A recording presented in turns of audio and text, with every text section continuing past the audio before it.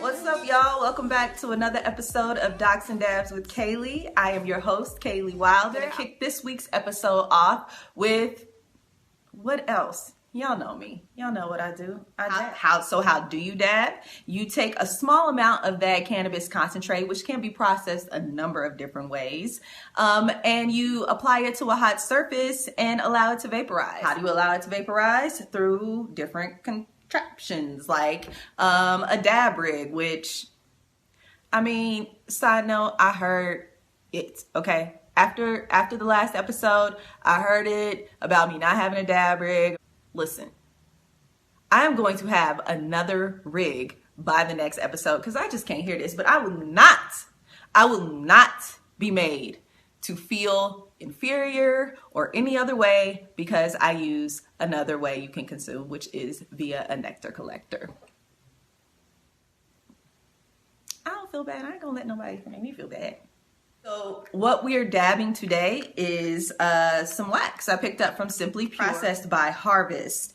Looks like it is some Afghani OG Fire, which this is an indica. I don't really do indicas, during the day, but I feel like, hey, I can, it's the weekend. I can get into my body. I can feel good, Sometimes you just... Fire OG is an indica dominant hybrid. Afghani is a straight pure indica. So this is definitely not something that's going to like have me running all around. It's going to keep me in my body. This is a wax. Have you guys check it out. Who's dabbing with me? My tools are my nectar collector and my torch. Get it nice and hot. Get it nice and hot. I'm only gonna take one because I can't. The concentrates. One dab will probably last me for a little bit. I can go out into my day. It's great for vibing. I'm just gonna vibe. So now the docs.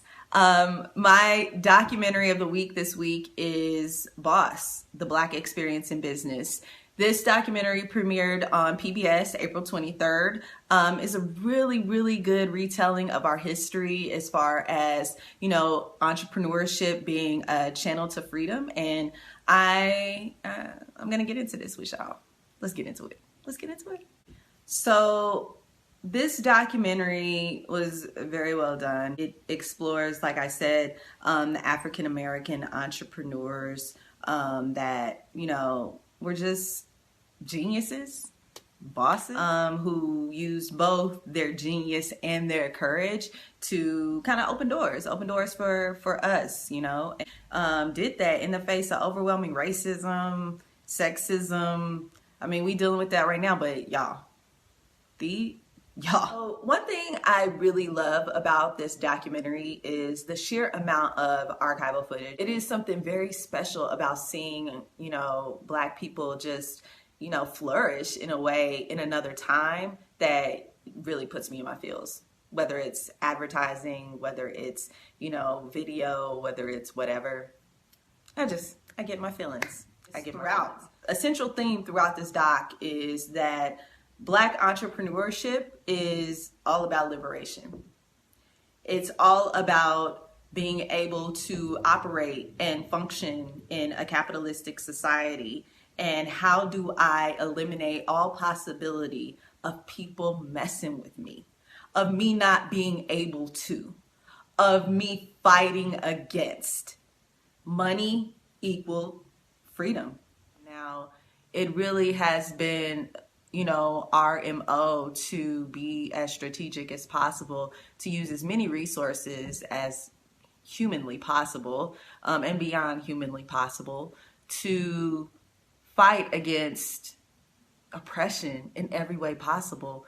But it's crazy because we end up participating in that oppression. But that's not where I'm going.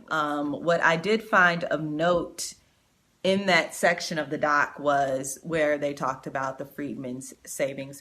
Basically, Freedmans Saving and Trust Company was a government kind of sponsored private corporation. Well, it was chartered by the government to basically encourage and guide economic development and empowerment for the newly emancipated, African Americans who were living in the country at that time. It was a place where they could take their money and drop it off. And after a series of bad investments or theft by this white man who was running it, I think his name was Henry Cook or Harry Cook, he ended up just squandering away all of these people's savings. I think maybe 50 or 60% got some of their money back, but a lot of people just were left with nothing, and no one cared because we were Black.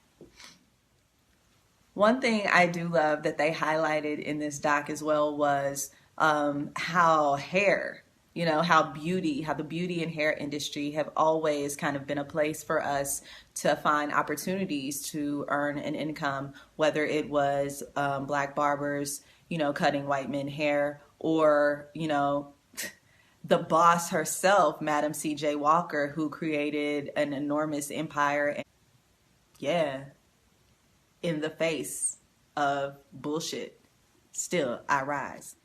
Another point in this doc that was pretty much a theme was every time Black people thrive, white people come and fuck it up.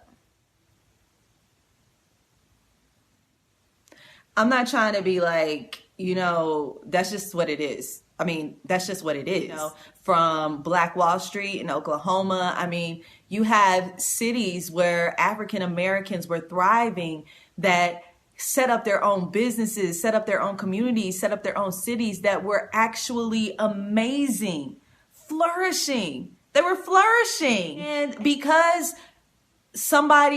a white woman, said that somebody said something to her, a mob wants to come and burn down whole towns. This was like a thing. It was a thing. Black people continuously try to separate themselves, to create their own towns, to create their own livelihoods, to create an entire economic system so they did not have to worry about the other. And yet and still the other came in and destroyed communities. One area that, we have certainly thrived in is media and communications. And I think that that's really, really, really incredible. And of course, I take interest in that because, we are a media company. Kathy Hughes, who started Radio One, telling her story, the Johnson Publishing story. Some of the stuff that these, pioneers went through just to get their businesses off the ground, to talk to advertisers, to get into radio stations. Berry Gordy, he used to hire white men to go into those radio stations to get Motown songs on the radio. Why? Because he had his eye on the prize. It was about the music. It was about the business, and he needed the proper channels in order to get that done. Story after story after story. You have Earl Graves, who is, Earl Graves is amazing and a pioneer, and I have nothing but respect for him and what he built. To sum it up, Boss was a great history lesson that I, keep hearing over and over and over and over and over lately is you can't be it if you can't see it. You can't be it if you can't see it. If you're an entrepreneur out here, know who our legends are. Know who our pioneers are. Look at how they did things. Yes, we have evolved, but some of those core lessons, they're still relevant today. Thank God for them. Thank God I saw, a Kathy Hughes or an Oprah Winfrey or, any of those other, women who lead the way. Have a moment, go to PPS, check it out. Let me know what you think.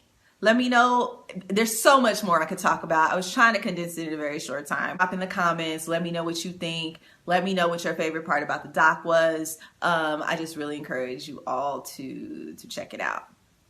Know our history. I'll see y'all later. See, the indica setting in. The indica setting in. I get this little eye right here. Sorry. Bye, y'all.